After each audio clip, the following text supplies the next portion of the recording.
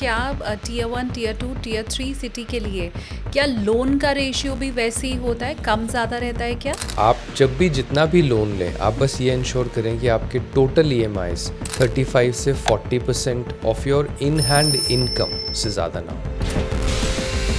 क्या हम किस जगह पे खड़े हैं? अगर आपके पास कर्जे हैं तो वो जो EMI है वो आपकी सारी सेविंग्स को लेके जा रहा है। वो लोन जो क्रेडिट कार्ड पे लिए हुए हैं या डिप्रिशिएटिंग एसेट पे लिए हुए हैं जैसे कि गाड़ी, ये जो लोन्स हैं ना, ये आपको कमज़ोर बनाते हैं, ये आपकी फाइनेंशियल स्ट्रेंथ को ड्रेन कर देते हैं। इमरजेंसी फंड क्या जैसे ही मेरी नौकरी लगी है मुझे क्या तुरंत बना लेना है? इसका जो असेसमेंट है वो आप ही कर सकते हैं। ये वो सब्जेक्टिव असेसमेंट है जो आप एज एन एम्प्लॉई खुद अच्छे से पता लगा सकते हैं और उसके बेसिस पे आप धीरे धीरे अपना कंटिजेंसी फंड बना सकते हैं। कि मुझे 10 लाख की गाड़ी लेनी है, लेकिन मैं जैसे ही उसके नज़दीक पहुंचता गया मुझे लगा नहीं अब तो 10 लाख वाली नहीं, अब तो 20 लाख वाली गाड़ी मुझे लेनी है। तो मेरा गोल चेंज हो गया, बट टाइम तो वो पहले उतना ही था। जैसे जैसे आपका लाइफ में स्टेटस बढ़ेगा वैसे वैसे मटेरियलिस्टिक गोल्स भी बड़े होंगे। क्या बदले सिनेरियो में जेन ज़ी को आप ये सलाह देंगे कि अपनी खुद की शादी के लिए निवेश करना शुरू करो? कि अपना पैसा खुद कमाएं, अपना पैसा सेव करें और अपनी सेविंग से अपने फाइनेंशियल गोल्स को फुलफिल करें।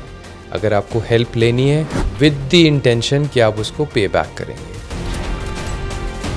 आपने कहा कि गोल्ड सिल्वर में निवेश ना करें, सेफ हेवन बोलते हैं गोल्ड में निवेश को, तो फिर वो क्यों आ गया गोल्ड? मैं ये बोल रहा हूँ कि शॉर्ट टर्म गोल के लिए गोल्ड सिल्वर में इन्वेस्टमेंट नहीं होनी चाहिए, क्योंकि गोल्ड सिल्वर ओवरऑल वेल्थ में एक अच्छा एलोकेशन आपको हेजिंग देता है। कोई एक गोल जो आप ये देखते हैं कि लोग नहीं बनाते हैं लेकिन होना चाहिए? एक तो इमरजेंसी फंड को लेके लोग सीरियस नहीं रहते। जो छोटी मोटी सेविंग्स होती हैं वो high risk high reward investments में लगा देते हैं। तो क्या हमें एक फंड अलग रखना है, फोमो में आके जब आपको इन्वेस्ट करना है तो वो आप लगा सकें? थोड़ी थ्रिल इन्वेस्टिंग कीजिए, फोमो बेस्ड कीजिए, लेकिन मेंटली तैयार रहिए कि अगर ये ज़ीरो हुआ तो मैं परेशान नहीं होगा। जिन्हें बहुत समझ नहीं है इस फील्ड की, उनके लिए कौन सा म्यूचुअल फंड रहता है? जो स्कीम 8 से 10 साल पुरानी है उनको देखें कि उन्होंने 3 ईयर में एनुअलाइज रिटर्न कितना दिया है, 7 में कितना दिया है, 10 में कितना दिया है। अगर मार्केट क्रैश हुआ, स्लो डाउन आया और ये रिटर्न्स कम हुए तो आपको एग्जिट नहीं करना है। आपको कॉन्फिडेंस रखना है कि पास्ट में टर्न अराउंड हुआ है, वापस टर्न अराउंड होगा और वापस आपके पोर्टफोलियो में गेन्स दिखना शुरू हो जाएंगे। हेलो एवरीवन, बहुत स्वागत है आप सभी का पैसा बोलता है विद एसकेटी। आप देख रहे हैं, मैं हूं आपके साथ शालिनी कपूर तिवारी। आज के पॉडकास्ट में हमने ये समझाने की आपको कोशिश की है कि इन्वेस्टमेंट की शुरुआत कैसे की जाए और कैसे आखिर तक पहुंचा जाए, कैसे आपका पैसा आपके लिए काम करना शुरू कर दे। उस स्टेज तक पहुंचने के लिए अलग अलग स्टेप्स आपको क्या उठाने हैं, ये बताने के लिए पॉडकास्ट में आज मेरे साथ हैं SEBI registered investment advisor Amit Kukreja sir. खासकर वो फैमिलीज की वेल्थ के बारे में बताते हैं, तो वो टिप्स आज के पॉडकास्ट में भी आपको मिल ही जाएगी। कुछ उनके जो फेवरेट स्टॉक्स हैं, म्यूचुअल फंड्स, उनका जिक्र भी उन्होंने किया है। तो ये जो अमित कुकरेजा सर के फेवरेट म्यूचुअल फंड्स हैं, आप चाहें अपने फ्रेंड्स के साथ भी शेयर कर सकते हैं। हमने एनालिटिक्स जब चेक किया अपने चैनल का तो ये पाया कि ज़्यादातर लोग हमें देख तो रहे हैं पर हमें सब्सक्राइब नहीं कर रहे हैं। ऐसा करने वाले अगर आप भी हैं तो प्लीज़ अभी चैनल को सब्सक्राइब कीजिए और बेल आइकन आप क्लिक कीजिए। आगे बढ़ती हूँ, मिलवाती हूँ आपको देश के जाने माने family wealth advisor Amit Kukreja sir से, जिनके पास एक्सपीरियंस है लास्ट 15 ईयर्स का। वो लगातार अलग अलग टीवी चैनल्स पे बैठ के शोज़ करते रहे हैं, FM चैनल्स पे आते रहे हैं और आज आप उन्हें देखने जा रहे हैं पैसा बोलता है में। तो चलिए स्वागत करते हैं अमित कुकरेजा सर का। बहुत स्वागत है अमित सर, एक बार फिर से आपका पैसा बोलता है में। Thank you so much Shalini. मैं ये चाहती हूँ कि आज हम जो डिस्कशन कर रहे हैं उसमें हम हमारे व्यूवर्स को एक रोड मैप दें जिस पे चल के वो वेल्दी बन भी सकें और उनका पैसा उनके लिए काम करता रहे लंबे समय तक। ये मंत्रा, पूरा रोड मैप उन्हें शुरू से लेकर आखिर तक आज मिल पाए। श्योर। तो पहला जहाँ से मुझे लगता है हमें शुरुआत करनी चाहिए जी। वो ये है कि हम कहाँ खड़े हैं, जी वो हम कैसे समझ पाएं। क्योंकि मैक्सिमम लोगों को मैंने ये देखा है कि उन्हें पता ही नहीं होता है कि उनकी नेटवर्थ कितनी है, जी। उन्हें करना क्या है, वो किस जगह खड़े हैं। मैं जी। एग्जांपल से अगर समझाऊं सर, तो अमित सर हमारे पास नोएडा गुड़गांव से आते हैं, बहुत लंबा टाइम वो देते हैं यहाँ आने के लिए, बट क्योंकि गुड़गांव में आपको मालूम होता है कि मेरा एड्रेस कहाँ है नोएडा में, आपको पता होता है मुझे कितना पहले चलना शुरू करना है, वो जाम का टाइम होगा या नहीं होगा। ठीक इसी उदाहरण के साथ मैं चाहती हूँ कि आप हमें समझाएं कि हम कैसे कहाँ खड़े हैं वो समझ सके, ताकि हमें कितना समय लगेगा पहुंचने में हमारे गोल तक वो हमें पता भी चल सके। तो वह आईना देखने की जो बात होती है ना कि खुद को देखो, पहचानो, जानो, वो आप सिखाइए। श्योर। देखिए, हर इंसान अपने एज के बेसिस पे और अपने लाइफ स्टेज के बेसिस पे ये तय करता है कि वो अपने पैसे से क्या अचीव करना चाहता है। तो सबसे पहले तो उसका ये माइंडसेट होना चाहिए कि मेरे लिए जो मनी है, money is a resource, money is a means to a destination, money destination नहीं है। तो मैं इस पैसे से क्या हासिल कर सकता हूँ या क्या करना चाहता हूँ। फॉर एग्ज़ाम्पल, अगर कॉलेज का फ्रेश ग्रेजुएट जब अपना जॉब लेता है तो उसकी फाइनेंशियल जो इंक्लिनेशन होती है वो होती है अपने पैसे से ख़रीद पाना। उस समय वो सेविंग के बारे में नहीं सोचता है, उस समय उसको वो फाइनेंशियल इंडिपेंडेंस इतनी अच्छी लगती है कि वो जो आता है वो खर्च कर देता है, अनलेस उसके ऊपर कोई जिम्मेदारी आई हुई है। अगर उसके ऊपर कोई जिम्मेदारी नहीं है तो जो यंगस्टर्स होते हैं वो खर्च करना चाहते हैं, वो लेटेस्ट गैजेट बाय करना चाहते हैं, वो मूवीज़ में जाना चाहते हैं, वो हॉलिडे करना चाहते हैं, वेकेशन करना चाहते हैं। और अगर आप न्यूली मैरिड हैं तो आप अगेन स्पाउस से रिलेटेड जो कॉमन इंडल्जेंसेस हैं, जो कॉमन एक्सपीरियंसेस हैं, वो क्रिएट करना चाहते हैं। और अगर आप मैरिज में वेटरन है और आपके बच्चे हैं या बच्चा है तो आप बच्चे पे फोकस करना चाहते हैं, आप अपनी इनकम्स पे फोकस इसलिए करना चाहते हैं ताकि आप जल्दी रिटायर हो सकें। और अगर आप रिटायर्ड हैं तो आप वापस अपने लाइफ में एक्सपीरियंसेस क्रिएट करना चाहते हैं और पैसे को इस तरह संभाल के रखना चाहते हैं कि आप लोगों को दे सकें, गिफ्ट दे सकें और ख़ुद एंजॉय कर सकें। तो आपकी एज और लाइफ स्टेज ये तय करता है कि आप अपने पैसे से क्या कर सकते हैं और क्या करना चाहते हैं। तो सबसे पहले तो आपको ये समझना है कि मेरा मनी के बारे में मेरे विचार क्या हैं, मेरे ख्याल क्या हैं।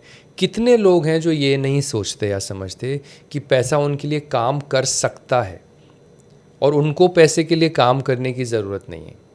लेकिन जब आप अपने करियर की शुरुआती स्टेज में होते हैं तब आपका टाइम ही आपकी करेंसी होती है। जब आप वो समय किसी एम्प्लॉयर को देते हैं तो वो आपको उसके बदले में सैलरी देते हैं। जब वो आप अपना समय किसी बिज़नेस को देते हैं तो वो बिज़नेस आपको वो प्रॉफिट्स देता है। तो टाइम करेंसी होती है। लेकिन अगर आप टाइम को करेंसी बना के आगे बढ़ते जाएं और उस करेंसी को मनी के फॉर्म में एक्यूमुलेट करते जाएं तो एक स्टेज आएगा जब मनी आपकी करेंसी बन जाएगा और वो आपके लिए और मनी अर्न करेगा। That's what we call making money work for you. तो अगर आप इस फिलॉसफी से और इस गाइडलाइन से एक फाउंडेशनल बिलीफ बना के आगे चलें कि मुझे जल्दी से वो स्टेज पे पहुंचना है जहाँ पे ये पैसा मेरे लिए पैसा कमाएगा और मैं पैसे के लिए काम नहीं करूँगा, मैं अपने लाइफ में किसी पैशन को, किसी गोल को, किसी अच्छे करियर को परस्यू करूँगा जहाँ मनी मेरी प्राइमरी नीड नहीं होगी। तो मैं अक्सर बोलता हूँ यंगस्टर्स को कि जल्दी से अपना फर्स्ट करोड़ बनाओ और फिर उस फर्स्ट करोड़ को पावर ऑफ कंपाउंडिंग के लिए रूल ऑफ 72 लगाओ और हर 6 साल में डबल करो और वही आपका रिटायरमेंट पोर्टफोलियो बन जाएगा। और फर्स्ट करोड़ बनाने के बाद जो आपकी सेविंग्स हैं उसको आप खूब एंजॉय करो, खूब इंडल्जेंस में लगाओ, खूब अपने मटीरियलिस्टिक एस्पिरेशंस को चेस करो। तो we have to start with what is it that we think about money, what is it that we want to do with the money that we have earned and where do we want to go with that money. पर आप जैसे ही किसी youngster को 1 करोड़ का target दे देते हैं, ये बहुत बड़ा नहीं हो जाता है क्या? बहुत बड़ा है, बहुत इंटिमिडेटिंग गोल है। हाँ। लेकिन हम समय भी देते हैं। कितना समय देते हैं? मैं बोलता हूँ कि अगर आप 24 साल के हैं तो आप टारगेट करो कि 40 साल तक 1 करोड़ बना लें। और अगर आपने 40 साल के तक 1 करोड़ बना के उसको छोड़ दिया और वो 12% पे ग्रो हो रहा है, तो वो 6 साल में डबल। तो आपके 44 तक वो 2 करोड़, आपके 48 तक वो 4 करोड़, और आपके 52 तक वो 8 करोड़ सॉरी, और आपके 56 तक वो 16 करोड़। तो आपने 40 साल की उम्र से लेके 56 साल की उम्र तक उसमें कुछ कंट्रीब्यूट नहीं किया, बस उसको छोड़ दिया पावर ऑफ कंपाउंडिंग के लिए। And that is the real fruit of planting your money plan now. तो 40 से लेके 56 साल तक 16 साल में आपने 16 करोड़ बनाए, 40 44 में 2, 48 में 4, 52 में 8, 56 में 16। वो 16 करोड़ आपके लिए बहुत हैं। और आप 40 के बाद जो भी सेविंग्स कर रहे हैं, हाँ। वो सिर्फ आपकी लाइफ के एस्पिरेशंस को फुलफिल कर रही है, आपके मटेरियलिस्टिक गोल्स को, लाइफस्टाइल गोल्स को फंड कर रही है। 16 करोड़ से आपका अच्छा रिटायरमेंट का पीरियड गुजर सकता है फ्रॉम 56 टू 90, अगर आपके एक्सपेंसेस आर मॉडेस्ट, 2 लाख रुपए महीना। ठीक है, लेकिन आपके पास अलग अलग एज ग्रुप के अगर लोग आए और वो अलग अलग शहरों से बिलोंग करते हो, तो क्या आपके पास इंदौर का भी कोई 25 साल का लड़का आए, आपके पास पुणे से कोई आए, आपके पास बैंगलोर से कोई आए, आपके पास इलाहाबाद से कोई आए, तो इन सब के लिए क्या वो 1 करोड़ ही होगा? मतलब Tier 1, Tier 2, Tier 3 सिटी के लोगों के लिए? सबके लिए अलग अलग होगा। सबका कॉस्ट ऑफ लिविंग एक लोकल ज्योग्राफी पे भी डिपेंड करता है। जो लोग गुड़गांव, मुंबई, दिल्ली में रहते हैं, उनका लाइफस्टाइल एक्सपेंस बहुत ज़्यादा होता है, क्योंकि उनके पास ऑप्शंस बहुत हैं घूमने फिरने के। लेकिन जो इलाहाबाद में है, या बनारस में है, या गोरखपुर में है, या एमपी के किसी स्मॉल टाउन झांसी में है, वहाँ पे इतने एवेन्यूज़ ही नहीं है, तो आप खर्च कहाँ करेंगे? वहाँ पे रेंट्स इतने ज़्यादा नहीं है, तो आपका कॉस्ट ऑफ लिविंग कम है। वहाँ पे प्रॉपर्टीज़ इतनी महंगी नहीं है जितनी मुंबई, गुड़गांव, दिल्ली में है, तो आपका लाइफस्टाइल गोल भी कम है। दूसरा, वहाँ पे शायद आपके पास अर्निंग अपॉर्चुनिटीज़ भी इतनी नहीं है जितना मेट्रोज़ में है। तो ये पूरा फंक्शन होता है आप कहाँ पे बेस्ड हैं, वहाँ पे आपका कॉस्ट ऑफ लिविंग, वहाँ पे आपका मटेरियलिस्टिक गोल का कॉस्ट, और वहाँ पे आपकी अर्निंग्स कितनी हो सकती हैं, उसी में ही आप अपनी इक्वेशन स्टैब्लिश कर पाते हैं। और अगर हम इसमें ये समझना चाहें कि क्या Tier 1, Tier 2, Tier 3 सिटी के लिए क्या लोन का रेशियो भी वैसे ही होता है, कम ज़्यादा रहता है क्या? देखिए, लोन का रेशियो जो होता है, वो आपका पर्सनल फाइनेंशियल पैरामीटर है। तो आप जब भी जितना भी लोन लें, आप बस ये इंश्योर करें कि आपके टोटल EMIs 35 से 40% of your in hand income से ज़्यादा ना हो। अब आपकी इन हैंड इनकम दिल्ली में अगर 100 रुपये है, और झांसी में 60 रुपये है, और इलाहाबाद में 70 रुपये है, तो उसका 35 to 40% ही EMI आपका regular monthly maximum cash flow होना चाहिए।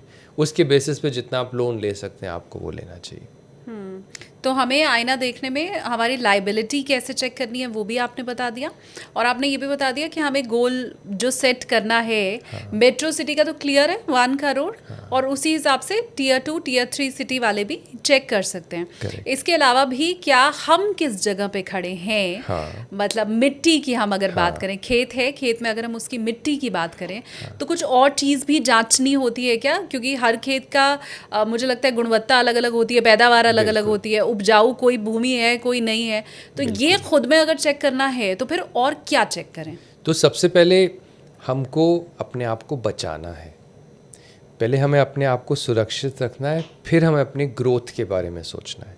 तो जहाँ आप जिस मिट्टी पे खड़े हैं, उस मिट्टी में आपको ये देखना है कि वो मिट्टी आपके लिए कितनी हानिकारक हो सकती है।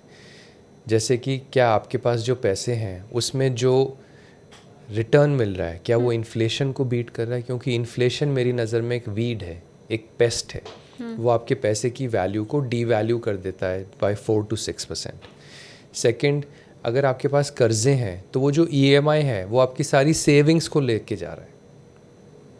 लेकिन कुछ कर्जे हेल्दी होते हैं। अगर आपने घर पे लोन लिया है, घर की तो कैपिटल वैल्यू बढ़ रही है, तो वो आपको काफ़ी सेटिस्फाइंग बोरोइंग लगती है।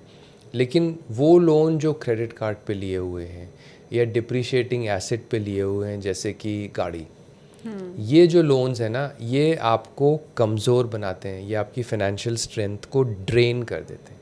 हाँ। तो आप जिस मिट्टी पे खड़े हैं, सबसे पहले तो आप ये देखें कि आपके पास लोन्स कितने हैं और उन लोन्स को ख़त्म करने के लिए क्या जल्दी से जल्दी तरीके हैं, अनलेस वो एक हेल्दी लोन है जो एसेट पे एप्रिशिएटिंग का बेनिफिट दे रहा है, एप्रिसिएशन का बेनिफिट दे रहा है। दूसरा, आपकी सेविंग्स कहाँ जा रही हैं, वो इन्फ्लेशन को बीट कर रही हैं कि नहीं। तीसरा most important financial strength indicator is आपका इमरजेंसी फ़ंड है कि नहीं। कल को जॉब चला गया तो आप 3-4 महीने 6 महीने गाड़ी चला लेंगे, सेविंग्स में पैसा रखा है, एफडी में रखा है। तीसरा, क्या आपने राइट इंश्योरेंस लिए हैं। गॉड फॉरबिड कोई हेल्थ का मेजर इंसिडेंट होता है तो क्या वो आपकी सेविंग्स को ले जाएगा या इंश्योरेंस प्लान उस सेविंग्स को बचा के रखेगा। या लॉस ऑफ लाइफ हो जाता है तो क्या आपके फैमिली मेम्बर्स परेशान होंगे, निराश, ऑफ कोर्स परेशान होंगे। क्या उन पे फाइनेंशियल तकलीफ़ें बढ़ जाएंगी। तो ये वो चीज़ें हैं कि जो आपको अपनी स्ट्रेंथ बनाने के लिए आपको स्टैब्लिश करनी ही है। और यहाँ से आपको शुरुआत ये करनी है कि मुझे पहले इंश्योरेंस लेना है या पहले इमरजेंसी फ़ंड बनाना है या पहले लोन पे ऑफ करना है, तो मैं पहले क्या करूँ। यहाँ पे आदमी जो अटकता है, इन चीज़ों की क्लैरिटी के बाद, इन इश्यूज़ को रिजॉल्व करने के बाद वो आगे ग्रोथ और इन्वेस्टमेंट्स के बारे में सोच पाता है। काफ़ी लोग सीधे वहाँ सोचने पर लगने शुरू करते हैं और मैं उनको बोलता हूँ नहीं, पहले आप इन चीज़ों को निपटाओ क्योंकि ये वापस आपको खींच देंगी। हाँ। आगे जब सिचुएशन ख़राब होगी तो पहले आप इनको अच्छे स्ट्रक्चर से रिजॉल्व करो, फिर आप इन्वेस्टमेंट्स प्लान पे आइए। मैं एक सवाल और पूछ लूँ फिर हम अगले सेगमेंट पे आगे बढ़ते हैं कि इमरजेंसी फंड क्या जैसे ही मेरी नौकरी लगी है मुझे क्या तुरंत बना लेना है। 25 साल का कोई लड़का जिसकी अभी अभी नौकरी लगी है, क्या आज की तारीख से ही इमरजेंसी फंड इकट्ठा करना वो शुरू कर दे। इसका जो असेसमेंट है वो आप ही कर सकते हैं। मैं बताता हूँ कैसे। आपको ये पता होगा कि आप किस टाइप के इंडस्ट्री में जॉब कर रहे हैं। आपको ये पता होगा कि इस टाइप के जॉब में कितनी स्टेबिलिटी है। आपको ये पता होगा कि आप स्टार्टअप में कर रहे हैं या एक स्टैब्लिश्ड ऑर्गेनाइजेशन में कर रहे हैं। अगर आप स्टार्टअप में कर रहे हैं तो आपको पता है कि कंपनी बंद हो सकती है, जॉब जा सकती है। अगर आप एक स्टैब्लिश्ड कंपनी में काम कर रहे हैं, आपको पता है जॉब नहीं जाएगी क्योंकि मैं बिल्कुल जूनियर लेवल पे हूँ। आपको ये पता है किस इंडस्ट्री में, उस इंडस्ट्री में ले ऑफ हो रहे हैं क्या। टेक्नोलॉजी में एआई की वजह से काफ़ी कुछ बदलाव आ रहा है, तो आपको पता चल जाएगा कि आपकी स्किल सेट आपको वहाँ पे कितने दिन के लिए रखेंगे। तो ये वो सब्जेक्टिव असेसमेंट है जो आप एज एन एम्प्लॉई खुद अच्छे से पता लगा सकते हैं और उसके बेसिस पे आप धीरे धीरे अपना कंटिजेंसी फ़ंड बना सकते हैं। जैसे मैं आपको शुरू में बोल रहा था, जैसे ही जॉब लगता है सबसे पहले जो खुशी होती है वो फाइनेंशियल इंडिपेंडेंस की होती है और हर कोई खर्च करता है। मैं बोलता हूँ थोड़ा खर्च कीजिए, थोड़ा इमरजेंसी फ़ंड को बिल्डअप करने के लिए चैनलाइज कर दीजिए और धीरे धीरे 3, 4, 5, 6 महीने का इमरजेंसी फ़ंड बना के रखिए। इमरजेंसी फ़ंड जैसे जैसे आपकी करियर ग्रोथ होती है, सपोज़ आप 35 के हैं या 40 के हैं या 45 के हैं, आपको पता है आप ऑर्गेनाइजेशनल की हायरार्की में ऊपर गए हैं और वहाँ पे जॉब गया तो नया जॉब मिलने में शायद टाइम लग सकता है और आपकी फैमिली रिस्पॉन्सिबिलिटीज़ भी होती हैं, वहाँ पे उसकी अहमियत बढ़ जाती है। तो आप अगर उस स्टेज से शुरुआत कर रहे हैं तो आपके इमरजेंसी फ़ंड की रिक्वायरमेंट बड़ी है और आप अर्ली स्टेज में शुरुआत कर रहे हैं तो आपकी इमरजेंसी फ़ंड की रिक्वायरमेंट छोटी है। अब हम आगे बढ़ें क्योंकि हम खुद जिस जगह पे हैं वो तो मालूम अब कर लिया है। आई एम श्योर आपने भी बहुत कुछ लर्न किया होगा और अब आप ये ढूंढने की, समझने की कोशिश करेंगे कि वाकई आपकी स्थिति क्या है।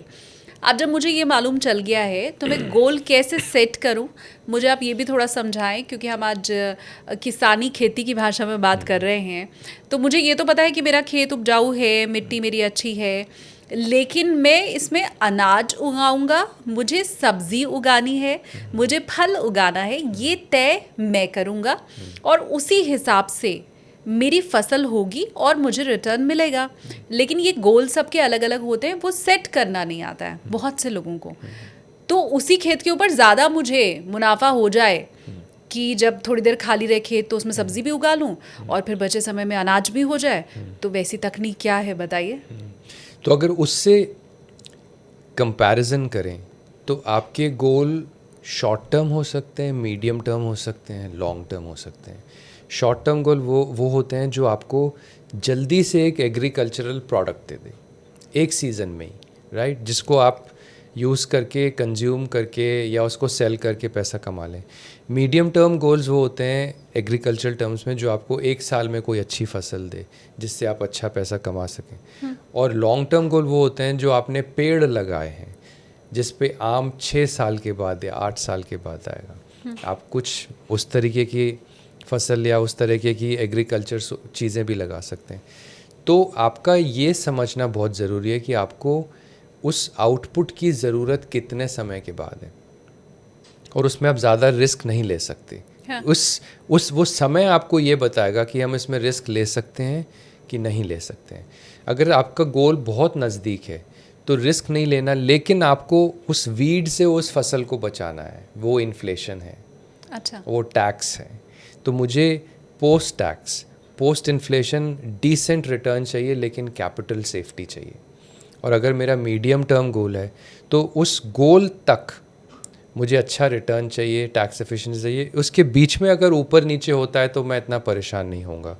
और अगर लॉन्ग टर्म है 6 साल बाद या 7 साल बाद, तो मुझे 7 साल के बाद 7 साल तक उसमें जो वॉलेटिलिटी है, यानी कि जो सीजनल इम्पैक्ट है, मुझे पता है कि मेरे पेड़ सेफ़ हैं, आंधी तूफान आया भी तो ये उखड़ेंगे नहीं, फल एक सीज़न में गिर भी गए तो नए सीज़न में फिर आ जाएंगे क्योंकि उसकी पकड़ बहुत मजबूत है, जड़ें बहुत स्ट्रॉन्ग हैं। हाँ। तो वो लॉन्ग टर्म कंपाउंडिंग ग्रोथ वाली जो इन्वेस्टमेंट्स हैं वो विद टाइम आपको मिलेगी। तो हर गोल के लिए आपके पास समय कितना है वो आपको हेल्प करेगा कि आपको कहाँ पैसा लगाना चाहिए। लेकिन ये गोल सेट करने के बाद वो गोल लोगों का बदल भी तो जाता है। वो एक बहुत बड़ी टेंशन है कि मैंने ये सेट किया कि मुझे 10 लाख की गाड़ी लेनी है, लेकिन मैं जैसे ही उसके नज़दीक पहुंचता गया मुझे लगा नहीं अब तो 10 लाख वाली नहीं, अब तो 20 लाख वाली गाड़ी मुझे लेनी है। तो मेरा गोल चेंज हो गया, बट टाइम तो वो पहले उतना ही था। तो इससे कैसे निपटा जाए? और ये बड़ी कॉमन प्रॉब्लम है, मैं आपको बता रही हूँ। पहले मैंने फ्लैट लेने का डिसाइड किया, पर जब तक वो फ्लैट लेने की बारी आई मुझे लगा मुझे तो विला लेना है, क्योंकि हमारी जो कंडीशन होती है वो भी तो चेंज हो जाती है ना सर। आप जब इंटर्न होते हो, ट्रेनी होते हो, असिस्टेंट होते हो तो उस हिसाब से सोच रहे होते हो, फिर आप बॉस बन जाते हो तो गोल चेंज हो जाता है। करेक्ट। क्या करें? कुछ नहीं, आप चलते रहें, बढ़ते रहें। जैसे जैसे आपका लाइफ में स्टेटस बढ़ेगा वैसे वैसे कंजम्पशन भी बढ़ेगी, वैसे वैसे मटेरियलिस्टिक गोल्स भी बड़े होंगे, वैसे वैसे लाइफस्टाइल गोल्स भी आएंगे और चेंजेस भी होंगे।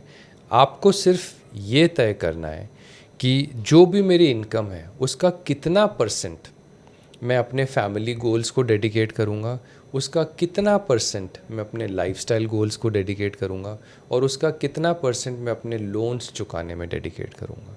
तो अगर आपका ये रेशियो सिंपल है, आपने 100 रुपीज़ अर्न किए और अगले साल 200, उसके अगले साल 500, उसके अगले साल 1000, बस आप अपना ये प्रोपोर्शन अगर बरकरार रखें, ये जो गाइडलाइन है, नियम है, और वो परसेंटेज सेट कर लीजिए कि इतना लोन पे बैक करने में जाएगा, हर न्यू सैलरी से इतना फैमिली गोल के लिए जाएगा और इतना लाइफस्टाइल गोल के लिए जाएगा।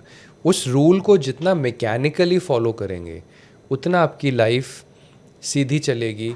और इस तरह के डिस्ट्रैक्शन कि फ्लैट के बजाय विला होना चाहिए या एसयूवी के बजाय एक लग्जरी कार होनी चाहिए, वो आपको बॉदर नहीं करेंगे, क्योंकि आपको पता है कि आपका पैसा इस गोल के लिए नहीं जा रहा है तो किसी बेहतर गोल के लिए जा रहा है जो आपके फ्यूचर को सिक्योर कर रहा है। So delay your gratification, indulge a bit in the present, but create a balance. मैं एक सीधे एग्जाम्पल के ज़रिए अगर इसे समझना चाहूँ, ये खासकर मेरा सवाल जेनजी के लिए है। 2000 के बाद जो पैदा हुआ है वो 25-26 साल का भी है, और 25-26 साल का बच्चा कभी भी अपनी शादी के लिए सेविंग या इन्वेस्टमेंट करता हो मैंने बहुत कम देखा है। भारत वो देश है जहाँ माता पिता तो अपने बच्चे की शादी के लिए इन्वेस्ट कर रहे होते हैं, वो उनका लॉन्ग टर्म गोल होता है, लेकिन बच्चे कभी खुद की शादी के लिए इन्वेस्ट नहीं करते हैं। अब 25 साल, 26 साल, 27 साल में तो आपने सोचा नहीं कि आपको अपनी खुद की शादी के लिए इन्वेस्ट करना है, लेकिन जैसे ही शादी आती है आपका लाखों का खर्च हो चुका होता है। आपने उसकी प्लानिंग नहीं की कभी, उसके लिए सेविंग्स नहीं की, इन्वेस्ट नहीं किया, लेकिन जब शादी हुई तो आपको समझ में आया कि ऐसे बहुत से खर्चे होते हैं जिनका पैसा माता पिता से नहीं लेते हैं और हमें खर्च करना होता है, तो हम वहाँ पे क्रेडिट कार्ड यूज़ करते हैं या हम पर्सनल लोन ले लेते हैं। तो क्या बदले सिनेरियो में जेन ज़ी को आप ये सलाह देंगे कि अपनी खुद की शादी के लिए निवेश करना शुरू करो? एंड इफ़ यस, वो क्या होता है? शॉर्ट टर्म होगा, क्या कौन सा गोल होगा? जेनजी को मैं जो सबसे बड़ी रिकमेंडेशन दूंगा वो दूंगा फाइनेंशियल इंडिपेंडेंस की, कि अपना पैसा खुद कमाएं, अपना पैसा सेव करें और अपनी सेविंग से अपने फाइनेंशियल गोल्स को फुलफ़िल करें। अगर आपको हेल्प लेनी है तो आप पेरेंट्स से हेल्प लीजिए विद द इंटेंशन कि आप उसको पे बैक करेंगे, क्योंकि जितनी फाइनेंशियल इंडिपेंडेंस आप लाइफ में जितना जल्दी शुरू कर देंगे उतना आपका फाइनेंशियली फ्यूचर सिक्योर होता जाएगा, क्योंकि आपके एक्सपीरियंस आपको लोन्स को कैसे मैनेज करना है, सेविंग्स को कैसे मैनेज करना है, इन्वेस्टमेंट्स में क्या करना है वो सिखाएगा। तो जेनजी के लिए वो बड़ी इम्पल्सिव जनरेशन है, वो उनको ना थ्रिल चाहिए, उनको एक्सपीरियंसेस चाहिए, और वो शायद पैसे के को उतना महत्व नहीं देते हैं जितना उनसे पिछली जनरेशन देती है या उससे पिछली जनरेशन देती थी। तो उनके लिए सब कुछ शॉर्ट टर्म्ड है, ट्रांजैक्शनल है। तो अगर उनको वेडिंग के लिए कुछ अलग करना है तो वो अपना सेविंग्स कर सकते हैं। अगर उनको लगता है कि उनका पार्टनर है और वो 1-2 साल में शादी करना चाहता है तो उनको पता है कि वो 1-2 साल में कितना एक्यूमुलेट करेंगे और उनको क्या हेल्प लेनी है, लोन से लेनी है या अपने पेरेंट्स से मदद लेनी है। तो ये उनकी लाइफ स्टेज और उनकी एज अपने आप उनको बता देगी कि किस तरीके का गोल है। और अगर गोल बहुत शॉर्ट टर्म है 2 से 3 साल, तो उनको मेरी रिकमेंडेशन यही है कि ज़्यादा रिस्की इन्वेस्टमेंट ना करें, क्रिप्टो में ना जाएं, गोल्ड सिल्वर में ना जाएं, सिंपल इंडेक्स बेस्ड इन्वेस्टिंग करें, फिक्स डिपॉजिट करें, बॉन्ड्स करें, जिससे रिटर्न अच्छे हों और हो सके तो इन्फ्लेशन को बीट करें। आपने कहा कि गोल्ड सिल्वर में निवेश ना करें। सिल्वर तो मैं मान सकती हूँ, पर गोल्ड में निवेश तो हमेशा से ये बोल के ही करवाया जा रहा है कि वो तो सेफ है, सेफ हेवन बोलते हैं गोल्ड में निवेश को, तो फिर वो क्यों आ गया गोल्ड? हाँ, तो thank you for asking that question. Context clear कर देता हूँ। हाँ।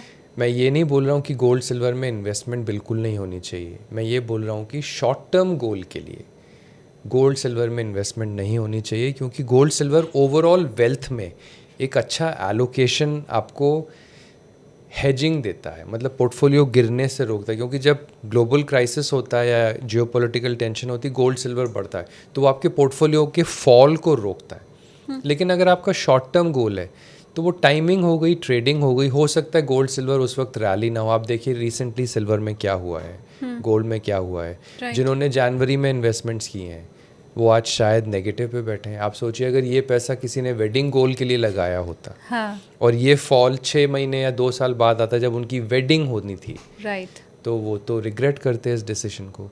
तो हमको safety of capital, steady and slow returns ज़्यादा मैटर करते हैं rather than thrill investing, volatile investments for short term goals. कोई एक गोल जो आप ये देखते हैं कि लोग नहीं बनाते हैं लेकिन होना चाहिए, क्योंकि आपके पास तो 15-20 साल का भी एक्सपीरियंस है, तो वो कौन सा गोल आप देखते हैं जिसके लिए कपल या मैक्सिमम लोग बहुत सीरियस नहीं हैं? एक तो इमरजेंसी फंड को लेके लोग सीरियस नहीं रहते। जो छोटी मोटी सेविंग्स होती हैं वो high risk high reward investments में लगा देते हैं। तो इमरजेंसी फ़ंड जो होता है वो एक आपको फाइनेंशियल स्ट्रेंथ देता है, पीस ऑफ माइंड देता है, वो आपका स्ट्रेस ख़त्म करता है कि कुछ भी बात हुई, जॉब चला गया तो कुछ तो है जिसके लिए हमें किसी से बोरो नहीं करना पड़ेगा और हमें अपना आराम से घर खर्च हम निपटा लेंगे जब तक हमें नया जॉब लग रहा है। जो दूसरा लोग कम इम्पोर्टेंस देते हैं वो होता है फिनेंशियल फ्रीडम को। इंडिया में कल्चरली बच्चे बहुत बढ़ के होते हैं पेरेंट्स की नज़रों में। बच्चों को सारी चीज़ें वो पहले देना चाहते हैं, उनकी एजुकेशन पहले फ़ंड करना चाहते हैं, उसके बाद अपना रिटायरमेंट रखना चाहते हैं। तो मैं उनके लिए बोलूँगा कि बैलेंस बना के रखें। फिनेंशियल इंडिपेंडेंस बच्चों को देने से डरे ना, उनके लिए अगर लोन लेने की स्टेज आए तो उससे घबराए ना, अपने रिटायरमेंट को भी एड्रेस करें, क्योंकि आपकी जॉब स्टेबिलिटी भी तो कम हो गई है। पहले जॉब स्टेबल होते थे, अब लॉन्ग टर्म जॉब्स नहीं होते। तो आपको अपना ख्याल रखना है, अपने बच्चों का भी ख्याल रखना है। तो फिनेंशियल फ्रीडम की तरफ अपना फोकस ज़रूर रखें। इमरजेंसी फ़ंड को कभी इरोड ना होने दें।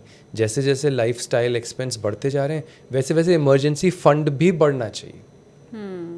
अगर आपका 2 लाख का खर्च 3 लाख हो गया तो 6 महीने का इमरजेंसी फ़ंड 12 लाख से 18 लाख करें।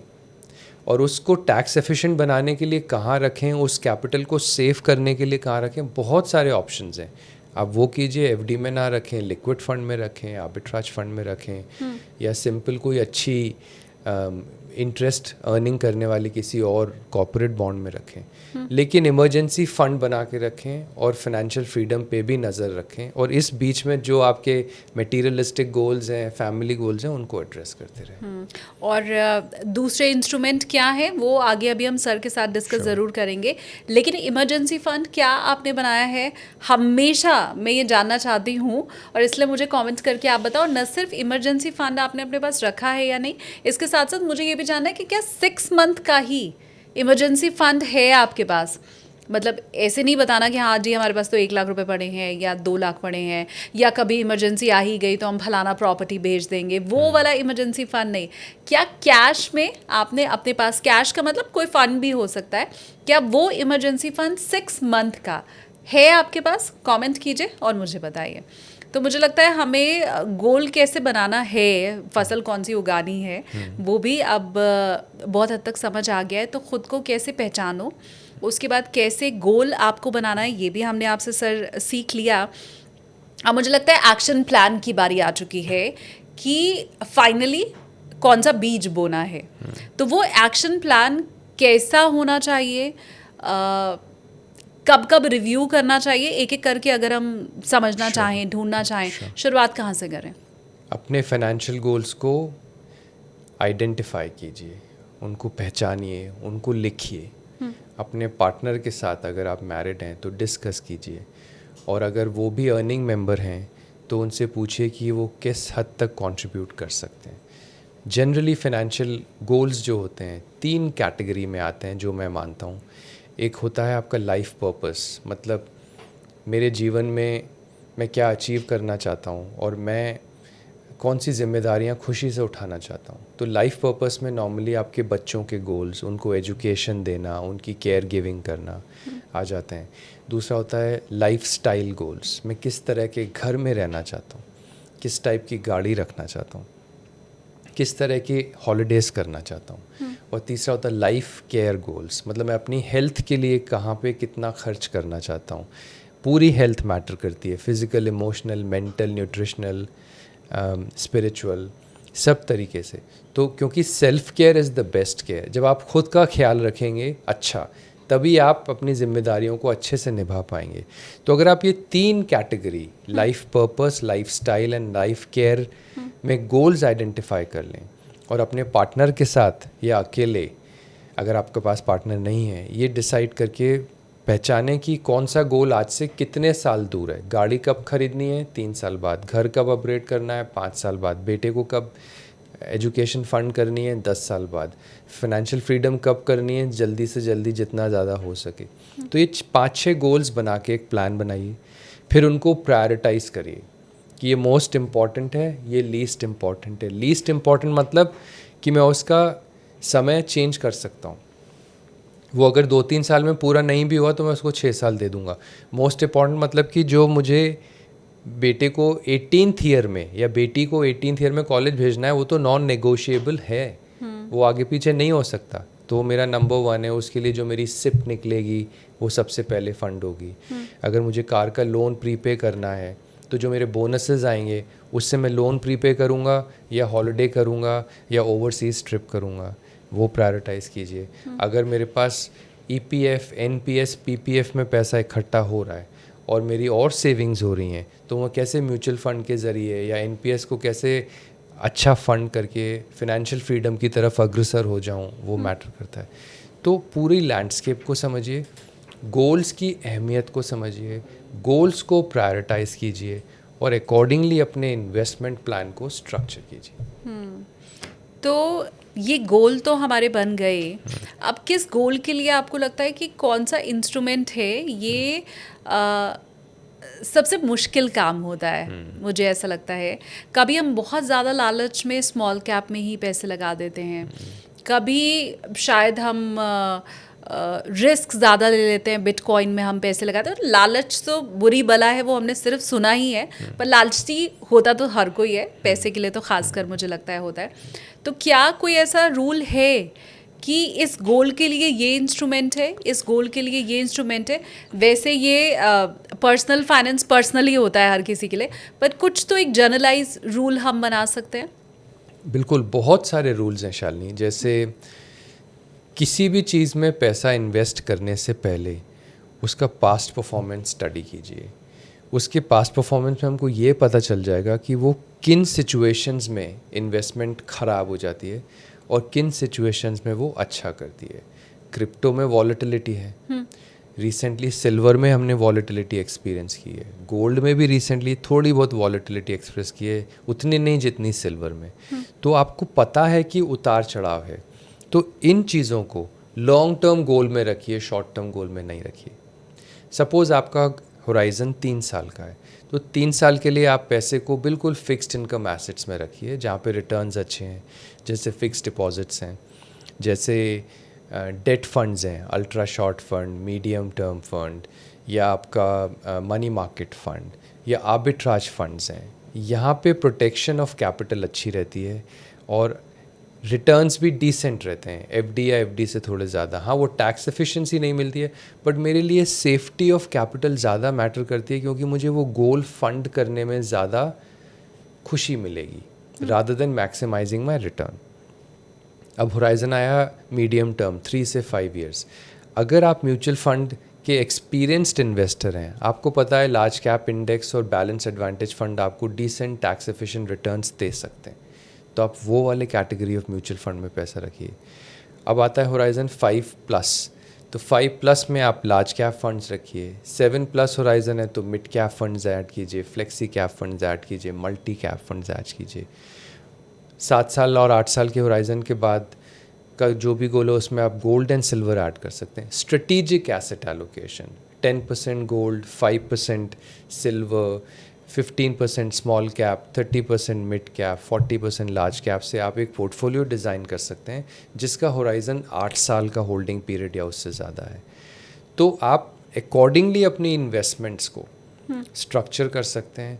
अकॉर्डिंगली अपने इन्वेस्टमेंट्स को ना एक कंपार्टमेंटलाइजेशन कर लीजिए कि ये एसेट्स इस गोल के लिए हैं जो 3 साल में हैं, ये एसेट्स इस गोल के लिए हैं जो 5 साल में ड्यू हैं, ये एसेट्स इस गोल के लिए जो 8 साल में ड्यू हैं, ये एसेट्स मेरे फाइनेंशियल फ्रीडम के लिए जो 10 साल के बाद ड्यू है, जिसमें EPF, PPF, NPS, RBI bonds, mutual fund सब कुछ है। तो गोल, उसका होराइज़न, उसकी इम्पोर्टेंस, ये हेल्प करेगा कि आप उसके इन्वेस्टमेंट के स्ट्रक्चर को डिसाइड कर पाएंगे उनकी पास्ट परफॉर्मेंस को स्टडी करने के बाद।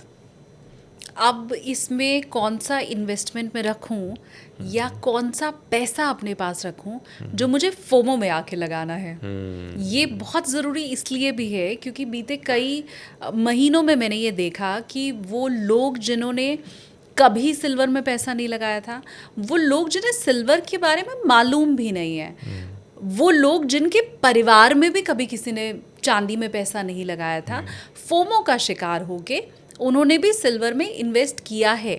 सेम मैं बहुत पहले बिटकॉइन के साथ देख चुकी हूँ कि फोमो में आकर के लोगों ने बिटकॉइन में पैसा लगाया था।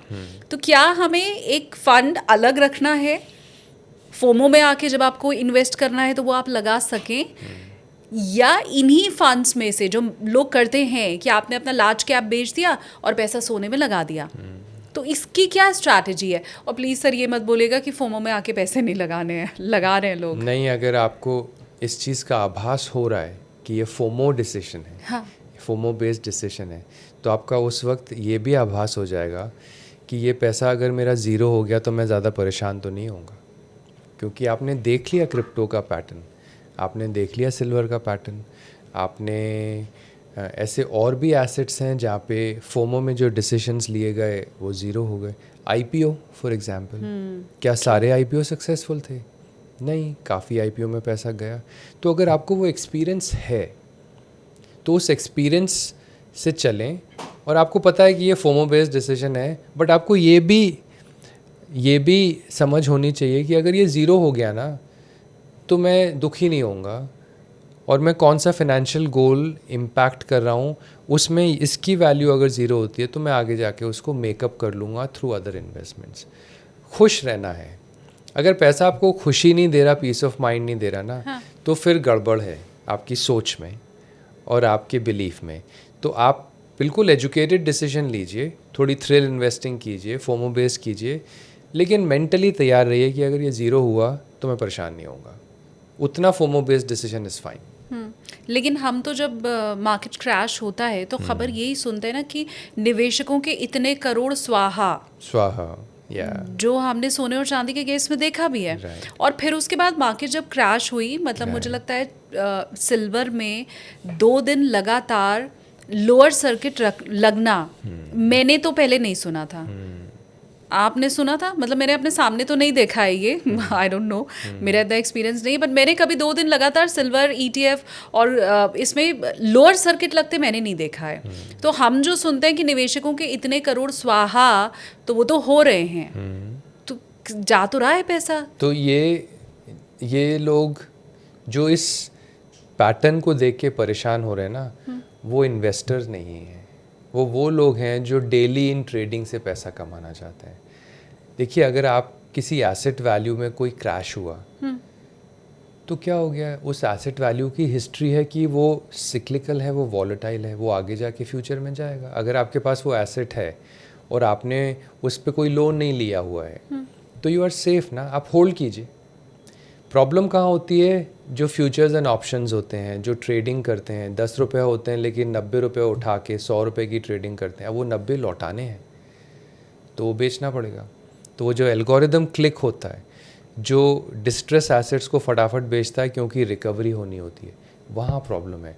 तो आप क्यों उधार लेके ऐसे इन्वेस्टमेंट्स कर रहे हैं? अगर आप सेंसिबल इन्वेस्टर हैं तो आप कभी भी पैसा बोरो करके इन्वेस्ट नहीं करेंगे जब तक कि आप श्योर नहीं हैं कि ये बोरोइंग सस्ती है और इस इन्वेस्टमेंट की ग्रोथ बहुत अच्छी है और ये बनी रहेगी, तब आप उसको लेवरेज करके पैसा कमाएंगे ना। तो ये समझ होनी चाहिए कि उधार के पैसे से हमें जुआ नहीं खेलना है। दूसरा, अगर मैं इन्वेस्ट कर रहा हूँ और वो क्रैश हुआ तो मेरी होल्डिंग कैपेसिटी होनी चाहिए, क्योंकि मैंने पास्ट में पैटर्न देखा है कि वो वापस ऊपर आएगा। जब वापस ऊपर आएगा तब बेच देंगे, या उसको वैसे ही बना के रखेंगे लॉन्ग टर्म एलोकेशन के पॉइंट ऑफ व्यू से।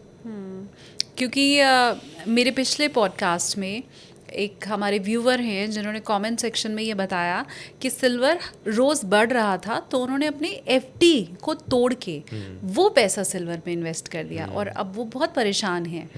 ये कमेंट सेक्शन में मुझे, क्योंकि कमेंट मिला हुआ है तो मैं ये समझ सकती हूँ कि शायद ऐसे लोग भी हैं मार्केट में जो अपने सेफ FD तो हम बहुत सेफ इन्वेस्टमेंट मानते हैं, तो आप सेफ इन्वेस्टमेंट का पैसा निकाल के फिर किसी सेफ इंस्ट्रूमेंट में ही डालोगे, लेकिन उन्होंने सिल्वर में इन्वेस्ट किया और अगेन वो परेशान है इस समय। तो आई होप उन्होंने वो होल्ड किया हुआ है, आई होप वो पॉजिटिव हैं और ऑप्टिमिस्टिक हैं कि 6 महीने बाद या 10 महीने बाद या 1 साल बाद जब सिचुएशन टर्न अराउंड होगी तो वो रिटर्न उनको मिल जाएगा। लेकिन ROI का जाना इतना बड़ा दुख नहीं देता। आपको बड़ा दुख तब मिलता है जब आप उस इन्वेस्टमेंट से जुड़ा हुआ गोल पूरा नहीं होता। उन्होंने जिस चीज़ के लिए वो FD में पैसा रखा था और वो पैसा अगर 6 महीने बाद चाहिए था और आज वो पैसा 30% कम है, वो दुख ज़्यादा होगा। उसको बोलते हैं ट्रॉमा। हाँ। अगर वो सिर्फ ROI का गेम था तो वो होल्ड कर लेंगे, 1-2 साल वेट कर लेंगे। लेकिन अगर वो गोल इम्पैक्ट हो गया तो आपका इन्वेस्टिंग एक्सपीरियंस बेटर हो गया। आप उस एसेट क्लास के बारे में खुश नहीं रहेंगे कभी भी, क्योंकि गोल इम्पैक्ट हो गया। तो आपके डिसीजन से जो इम्पैक्ट हो रहा है वो किस हद तक है। अगर वो इमोशनल लेवल पे बहुत ज़्यादा है, जैसे आपके बच्चे के एजुकेशन का गोल इम्पैक्ट हो गया या आपके घर को अपग्रेड करने का गोल इम्पैक्ट हो गया, तो आप ज़्यादा परेशान होंगे। तो इसीलिए मैं बोलता हूँ हर इन्वेस्टमेंट को एक स्टिकर लगाएं, ये इस गोल के लिए, ये इस गोल के लिए, ये इस गोल के लिए है, और ये किसी गोल के लिए नहीं है। इससे मैं गैम्बल कर सकता हूँ, फ्यूचर्स एंड ऑप्शंस लगा सकता हूँ, थ्रिल इन्वेस्टिंग कर सकता हूँ, क्रिप्टो खरीद सकता हूँ, सिल्वर खरीद सकता हूँ। 0 भी हुआ, -50 भी हुआ तो मैं होल्ड कर लूँगा, टॉलरेट कर लूँगा। जब तक आप गोल मैपिंग करते रहेंगे तब तक आप बिल्कुल ठीक ठाक चलते रहेंगे। जहाँ आपने गोल मैपिंग हटाई वहाँ आप ROI ओरिएंटेड हो जाएंगे, और जहाँ आप ROI ओरिएंटेड हुए वहाँ आप रिस्क लेना शुरू कर देंगे, और जहाँ रिस्क लेना शुरू किया वहाँ कैपिटल फॉल का या कैपिटल इरोजन का प्रोबेबिलिटी बढ़ता जाएगा, और फिर उसका कैस्केड इफेक्ट आपको परेशान कर देगा। क्योंकि हमने गोल की भी बात कर ली है, इंस्ट्रूमेंट की भी बात कर ली है। अब इस इंस्ट्रूमेंट से ही जुड़ा हुआ मेरा अगला सवाल है कि मेरे पास बहुत नॉलेज नहीं है कि मुझे कौन से फंड्स सेलेक्ट करने हैं, और मैं अमूमन सुनी सुनाई बातों के ऊपर ही फ़ंड सेलेक्ट कर लेती हूँ और मुझे आगे नुकसान होता है। तो ऐसे लोगों के लिए, या जिन्हें बहुत समझ नहीं है इस फील्ड की, उनके लिए कौन सा म्यूचुअल फंड रहता है? बहुत सारे म्यूचुअल फंड्स हैं। अभी म्यूचुअल फंड में कॉन्फिडेंस इन्वेस्टर का बिल्कुल हाईएस्ट है, क्योंकि वो पिछले 5 साल का पीरियड देख रहे हैं, और पिछले 5 साल में जो म्यूचुअल फंड में ग्रोथ आई है सिंस, वो किसी भी 5 साल के पीरियड में इंडिया के हिस्ट्री में नहीं है। तो जो न्यू इन्वेस्टर्स हैं वो सिर्फ इस 5 साल की विंडो को लेके आए हैं, और मैं उनको रिक्वेस्ट करूँगा कि आप 10 साल की विंडो को देखें, प्री को जो उतार चढ़ाव थे उसको स्टडी करें, और जो स्कीम 8 से 10 साल पुरानी है उनको देखें कि उन्होंने 3 ईयर में एनुअलाइज रिटर्न कितना दिया है, 7 में कितना दिया है, 10 में कितना दिया है, और उन स्कीम्स को चूज़ करें। जो बहुत सारी थर्ड पार्टी वेबसाइट्स हैं जहाँ पे आप उनकी परफॉर्मेंस स्टडी कर सकते हैं, उनकी रैंकिंग स्टडी कर सकते हैं। वहाँ से आप एक अच्छा large cap, balance advantage fund, flexi cap, mid cap, जो 10 साल के होराइज़न में अच्छा परफॉर्मेंस दे चुका है, वो सेलेक्ट करें और उसमें इन्वेस्टमेंट शुरू करें। हाँ, अगर मार्केट क्रैश हुआ, स्लो डाउन आया और ये रिटर्न्स कम हुए, तो आपको एग्जिट नहीं करना है, आपको कॉन्फिडेंस रखना है कि पास्ट में टर्न अराउंड हुआ है, और क्योंकि Indian global economy is poised for a fantastic growth, वापस टर्न अराउंड होगा और वापस आपके पोर्टफोलियो में गेन्स दिखना शुरू हो जाएंगे। क्योंकि ये मेरा मानना है कि ज़रूरी नहीं है कि जो इतिहास रहा है वही भविष्य हो। ज़रूरी नहीं है कि फंड्स ने पहले जो रिटर्न दिया है वैसे ही रिटर्न उनका आगे हो। इसलिए इस डिस्क्लेमर के साथ कि हम आपको आंख बंद करके निवेश की सलाह नहीं दे रहे हैं, मैं आपके फेवरेट्स जानना चाहती हूँ कि अगर आपका फेवरेट मैं पूछूँ तो फंड कौन सा है?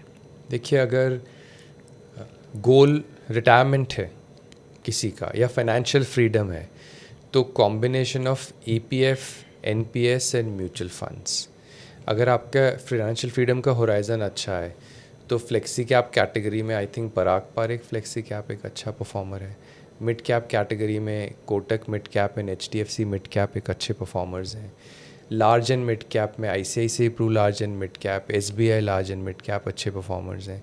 लार्ज कैप में आप प्योर इंडेक्स कर लीजिए, निफ्टी 50, निफ्टी नेक्स्ट 50, किसी का भी, UTI का, HDFC का, ICICI का।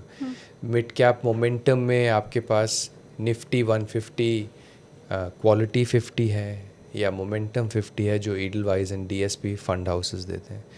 बहुत अच्छे अच्छे म्यूचुअल फंड्स हैं जिनकी परफॉर्मेंस बैक टेस्टेड हैं और उन्होंने अच्छे रिटर्न्स दिए हैं, and they are good fund houses, they are very well managed by the fund managers, जिनकी लेगेसी बहुत स्ट्रॉन्ग है, और फंड हाउसेस बहुत आई थिंक 15-20 साल से एग्जिस्टेंस में है, तभी उनमें क्रेडिबिलिटी और कॉन्फिडेंस लोगों का इतना ज़्यादा है। तो ये लॉन्ग टर्म हो गया। शॉर्ट टर्म गोल्स 3 साल वाला मैं बोलूँगा लिक्विड फंड, डेट फंड, इतने सारे debt fund, money market fund, ultra short term low duration fund है उसमें रखें।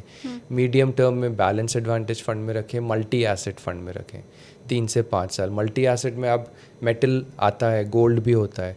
बैलेंस एडवांटेज में सिर्फ फिक्स्ड इनकम और इक्विटी होता है। तो मल्टी एसेट में रखें, आपको उसमें gold, silver, fixed income, equity में जो उतार चढ़ाव होता है वो फंड मैनेजर उसको बैलेंस आउट करता रहता है और हाइब्रिड परफॉर्मेंस के रिटर्न्स देता रहता है। क्या शॉर्ट टर्म के लिए मैं FD को ही अगर चूज़ करूं देन फंड्स, तो क्या वो ज़्यादा बेहतर नहीं होगा? FD में आपकी कैपिटल प्रोटेक्शन अच्छी रहती है, और अगर वो अच्छा प्राइवेट बैंक है या नॉन पब्लिक सेक्टर बैंक है तो अच्छा है।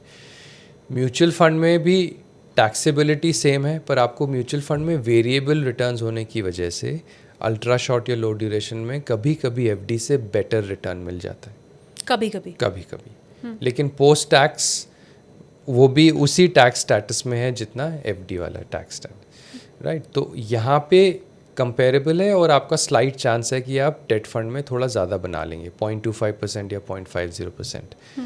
आपको म्यूचुअल फंड में बेनिफिट कहाँ मिलेगा? अगर आपने कहीं कैपिटल लॉस बुक किया है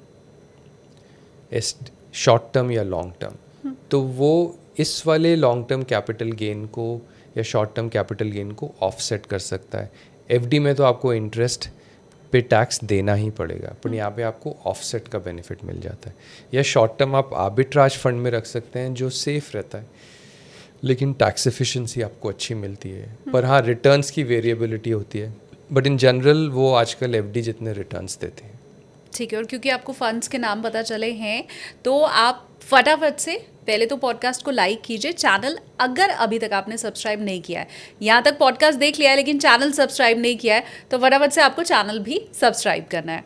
आप सर, मैं ये जानना चाहती हूँ कि ज़्यादातर एक्सपर्ट्स ये कहते हैं कि आपको फिजिकल गोल्ड में नहीं इन्वेस्ट करना है और आपको ETF या फंड्स में इन्वेस्ट करना है। अब इसमें मेरा सवाल ये है कि फिजिकल गोल्ड के जितने नुकसान गिनाए जाते हैं कि भाई आपको उसकी सेफ्टी सिक्योरिटी के लिए बैंक में रखना होगा तो लॉकर का पैसा देना होगा, आपको मेकिंग चार्जेस देने होंगे, आपको GST देना होगा, तो इससे बेहतर है कि आप ETF ले लीजिए। फिर उस समय कोई ये नहीं बताता है कि आप ETF जब लोगे तो उसमें भी तो आपको चार्जेस देने ही पड़ेंगे। उसमें भी गोल्ड का प्राइस कुछ और हो सकता है लेकिन आपका रिटर्न शायद उससे कुछ कम हो सकता है। तो अगर इधर मेरे खर्चे हैं, फिजिकल गोल्ड में अगर मेरे खर्चे हैं, तो ETF में भी मेरा खर्च है। बैंक लॉकर तो ऑलरेडी मेरे पास है ही, उसमें मैं फिजिकल गोल्ड ले के अलग से पैसा नहीं दे रही हूँ बैंक लॉकर का।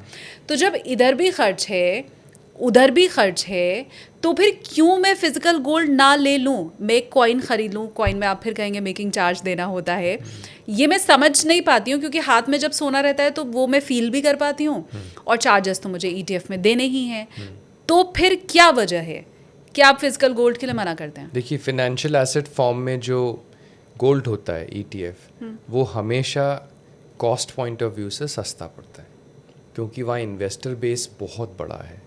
वहाँ पे जो AUM बन गया है 8,000 करोड़ 10,000 करोड़, तो जब वॉल्यूम बढ़ जाता है तो ट्रांजैक्शन कॉस्ट्स कम होने लगती है, तो वहाँ पे जो एक्सपेंस रेशो आता है वो इतना नहीं होता। लेकिन फिज़िकल गोल्ड में आप कितना गोल्ड खरीद के रखते जाएंगे, पहली बात। दूसरी बात, कभी उसको बेचना होगा, कौन मिलेगा जो उस क्वांटिटी को बाय करेगा, राइट।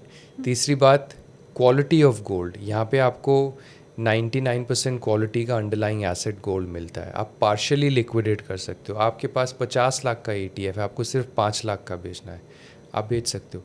50 लाख के गोल्ड कॉइन्स हैं, बार्स हैं, आप कितने लोगों के पास जाके नेगोशिएट करोगे और किस प्राइस पे बेचोगे, और तब तक उसका लॉकर का रेंटल दोगे। अगर आप ज्वेलरी दे रहे हो तो 10% से 15% से 20% मेकिंग चार्ज है, वो तो गोल्ड ETF का एक्सपेंस नहीं है, राइट। सो अगर ज्वेलरी को तो मैं इन्वेस्टमेंट मानता ही नहीं हूँ, वो तो एक पर्सनल शौक है, इट्स अ पर्सनल एक्सपेंस। लेकिन gold bars, gold coins, gold slabs, अगर गोल्ड ETF फॉर्म में रखें तो ज़्यादा अच्छा है।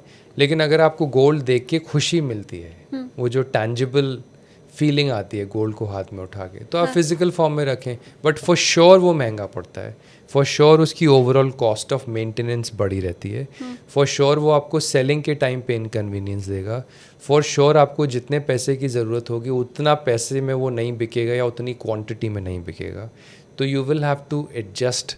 बट यहाँ पे पार्शियल लिक्विडेशन से आप काफ़ी क्लियरली अपने गोल को अचीव कर सकते हो। अगेन, ये सब गोल्स के लिए ही तो कर रहे हैं, ठीक बात। सिर्फ गोल्ड एज अ गोल्ड के लिए नहीं कर रहे हैं, फाइनेंशियल गोल के लिए कर रहे हैं। हाँ, मैंने बहुत से लोगों को ये कहते सुना है कि मुझे ETF पे ट्रस्ट नहीं है, क्योंकि मेरा पैसा लेने के बाद उन्होंने वाकई उतना गोल्ड रखा है या नहीं रखा है, मुझे भरोसा नहीं है। मुझे तो कागज़ का टुकड़ा दे दिया, लेकिन उतना गोल्ड उन्होंने रिजर्व में भी रखा है या नहीं रखा है, मैं नहीं मानता। आप एक्सपर्ट हैं, आप बेहतर क्लियर करेंगे। Gold ETF is regulated by SEBI, securities exchange board of India. जितने भी फाइनेंशियल एसेट्स होते हैं जो कैपिटल मार्केट में ट्रेड होते हैं, they are regulated by SEBI. SEBI is doing a wonderful job of doing all the inspections.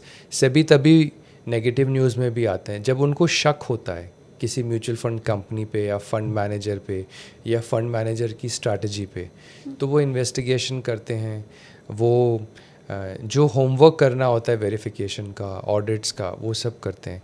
तो जो रेगुलेटेड इन्वेस्टमेंट्स हैं, जिसकी एक रेगुलेटरी बॉडी है, उसमें हमको कॉन्फिडेंस रखना चाहिए, ट्रस्ट होना चाहिए। जो अनरेगुलेटेड है वहाँ प्रॉब्लम है। तो जैसे रियल एस्टेट है, अब जाके रेगुलेट हुआ, जब तक वो अनरेगुलेटेड था हमें पता नहीं चलता था कि वो पैसा जो बिल्डर ने लिया वो कहाँ लगाया। कितने केसेस आए उस प्रोजेक्ट में पैसा लगा ही नहीं, पैसा तो कहीं और चला गया, क्योंकि वो अनरेगुलेटेड स्पेस थी, कोई मॉनिटर नहीं कर रहा था। रेगुलेटेड स्पेस में मॉनिटरिंग अच्छी होती है, ऑडिट्स अच्छे होते हैं, चेक्स एंड बैलेंसेस होते हैं, तो ट्रस्ट ज़्यादा होता है। तो वो लोग जिन्हें ETF पे भरोसा नहीं है, मुझे लगता है ये उनके लिए बहुत बेहतर जवाब था। एक और बीते दिनों र्यूमर मैंने देखा, अचानक से मुझे ये याद आया। PF को लेके कहा गया कि अगर 3 साल तक आपके PF अकाउंट में पैसे नहीं जा रहे हैं तो आपको इंटरेस्ट मिलना बंद हो जाता है।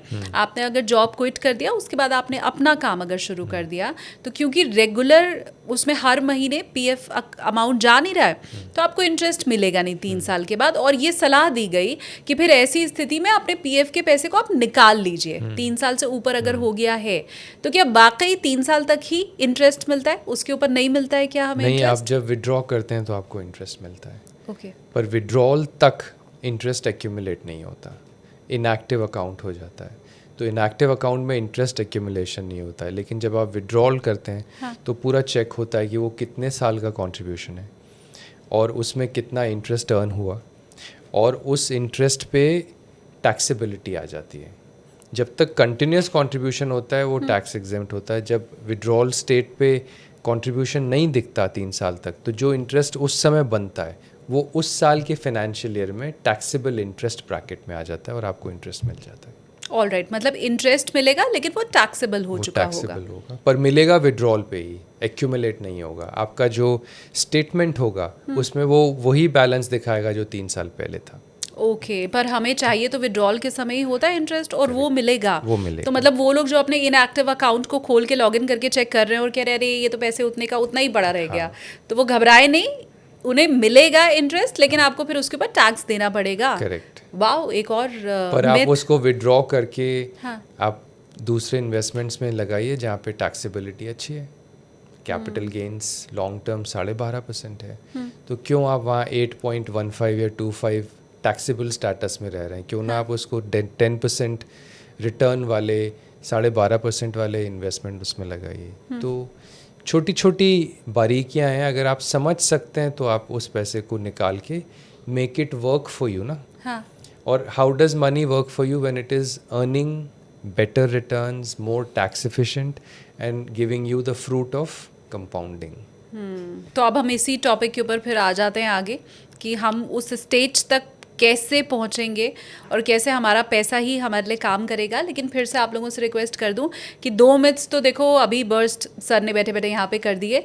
एक तो आपके PF अकाउंट को लेकर के, और दूसरा हमने सर से पूछा ETF के लिए कि क्या ETF में वाकई वो रखा जाता है, भंडार सोने का उनके पास उतना होता है जितना आप पैसा देते हो। तो 2 मिथ्स जो थे, या मार्केट में मैं कह लूँ भ्रम की स्थिति फैलाई गई है, वो अभी बैठे बैठे बर्स्ट हुए हैं। तो फटाफट से आपको लाइक करना है पहले पॉडकास्ट को, कमेंट कीजिए कुछ भी आपको कहना है, नई बातें पता चल रही हैं तो सर को थैंक्स भी आप कह सकते हैं कमेंट सेक्शन में, और चैनल ज़रूर आपको सब्सक्राइब करना है। तो सर अब मुझे लगता है ये आखिरी पड़ाव है, वो पड़ाव जो हर कोई हासिल तो करना चाहता है लेकिन शायद बहुत से लोग चूक भी जाते हैं। डिटेल आप बताइए। देखिए, सबसे पहले building wealth and maintaining wealth, या दूसरी लैंग्वेज में creating wealth and staying wealthy, right. तो क्रिएटिंग वेल्थ में एसेट ओनरशिप या इक्विटी ओनरशिप एक बहुत ज़रूरी चीज़ होती है, और वो FD से नहीं आती। फिक्स्ड इनकम प्रोडक्ट क्या होते हैं? आप एक लेंडर हैं, आपने किसी को उधार का पैसा दिया और वो आपको ब्याज देगा। लेकिन इक्विटी ओनरशिप क्या होती है? आप किसी कंपनी के शेयर्स ओन करते हैं, या आप रियल एस्टेट ओन करते हैं, या आप गोल्ड एंड सिल्वर ओन करते हैं, और ये एसेट विद टाइम वैल्यू बढ़ाते हैं। तो ownership of business ownership of metals, ownership of real estate आपको जल्दी एक अच्छा रिटर्न देने की पॉसिबिलिटी रखता है। अब ओनरशिप ऑफ बिज़नेस में आप सीधे बिज़नेस तो ओन नहीं कर सकते, और अगर आप स्टॉक्स में एक्सपर्ट नहीं है तो आप स्टॉक्स भी ओन नहीं करेंगे, लेकिन आप म्यूचुअल फंड्स के ज़रिए इक्विटी ओन कर सकते हैं। जो बहुत सारी कैटेगरीज हैं म्यूचुअल फंड्स की, उन कैटेगरीज के ज़रिए आप मिड कैप कंपनी की ओनरशिप कर सकते हैं, आप लार्ज कैप कंपनी की ओनरशिप बना सकते हैं, आप स्मॉल कैप कंपनी की ओनरशिप बना सकते हैं।